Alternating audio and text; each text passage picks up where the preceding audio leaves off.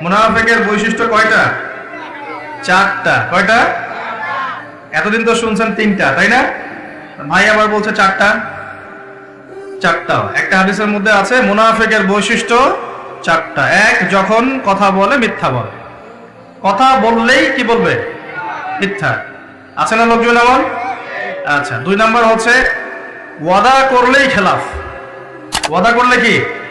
খেলাফ। তিন নাম্বার, যখন কোন আমানত দেয়া হয়, আমানত তো বুঝি, আমানত অঙ্গীকার, আমানত দেয়া হয়, তখন সেটার খেয়ানত করে।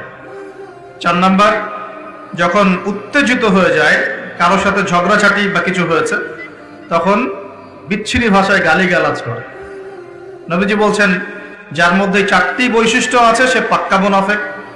যার মধ্যে চারটার যে কোনো একটা আছে, যতক্ষণ সেটা ত্যাগ করছে না ততক্ষণ তার মধ্যে মুনাফিকের একটা আলামত থেকে যাবে, বলি নাউজুবিল্লাহ।